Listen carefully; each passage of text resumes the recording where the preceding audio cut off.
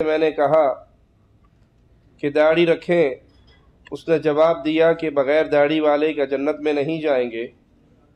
ایسے لوگوں کو کیا جواب دینا چاہیے؟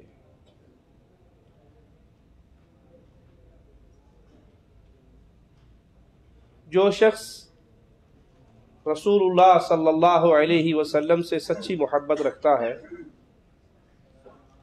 ایک تو محبت کا دعویٰ انسان اپنی زبان سے کرتا ہے کہ مجھے اللہ کے نبی سے پیار ہے، مجھے صحابہ کرام سے پیار ہے۔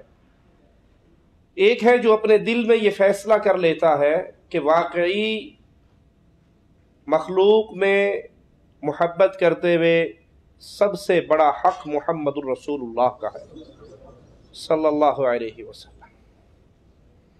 اللہ کی پوری مخلوق میں نبی سے زیادہ بڑھ کر پیار کا کوئی حقدار نہیں ہے، نہ ماں، نہ باپ، نہ بیوی، نہ اولاد، نہ مال، نہ دنیا۔ سب سے بڑا حق ہماری جانوں پر ہمارے آقا محمد الرسول اللہ صلی اللہ علیہ وسلم کا۔ جو بندہ یہ فیصلہ کر لے کہ میری محبتوں کے تمام جذبات، میری تمام کی تمام محبتیں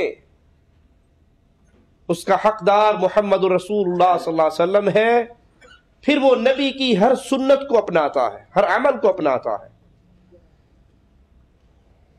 جس سے محبت کی جاتی ہے اس کے پیچھے چلا جاتا ہے، جس سے محبت کی جاتی ہے اس کی باتیں مانی جاتی ہیں، جس سے محبت کی جاتی ہے اس کے ایک ایک عمل کو اپنی زندگی میں نافذ کیا جاتا ہے۔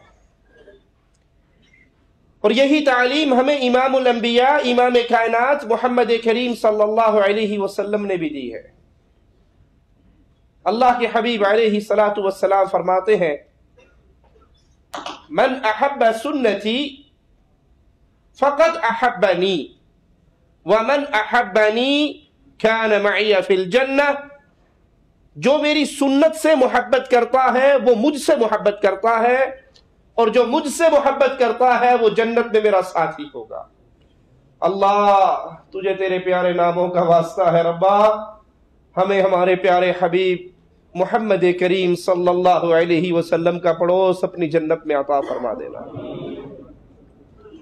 تو محبت کا آقا علیہ السلام نے محبت کا اصول کیا بتایا؟ من احب سنتی، جو نبی کی سنت سے محبت کرے، فقد احبنی، وہ مجھ سے محبت کر رہا ہے۔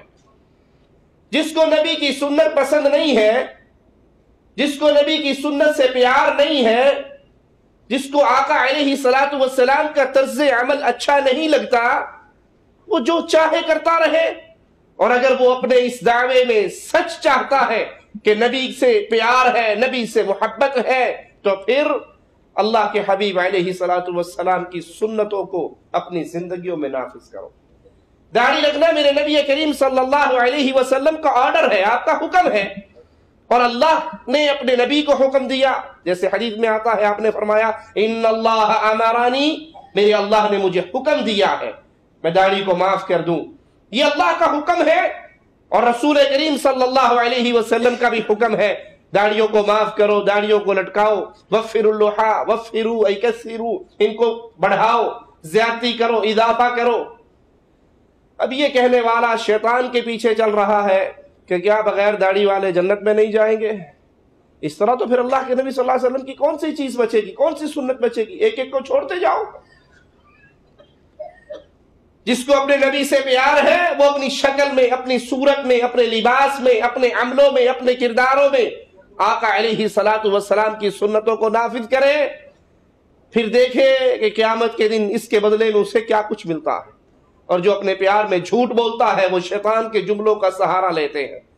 کوئی یہ کہتا ہے کیا بغیر داڑھی والے جنت میں نہیں جائیں گے، کوئی یہ کہتا ہے اجی کیا داڑھی میں اسلام رکھا ہے، اسلام میں داڑھی ہے یا داڑھی میں اسلام ہے۔ یہ شیطانی جملے ہیں۔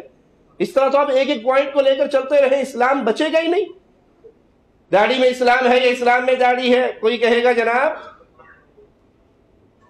روزے میں اسلام ہے یا اسلام میں روزہ ہے، حج میں اسلام ہے یا اسلام میں حج ہے۔ کون سا عمل باقی رہے گا؟ نہیں، اسلام ہے रसूल करीम सल्लल्लाहु अलैहि वसल्लम की सुन्नतों को मानना, आपके तरीकाकार को अपनी जिंदगी में नाफिज करना, ये इस्लाम है। इस्लाम है इंसान इंतजार में रहे मेरा आका क्या हुक्म देते हैं, और जो मेरे नबी का हुक्म आए अपनी गर्दन को झुका ले, ये इस्लाम है।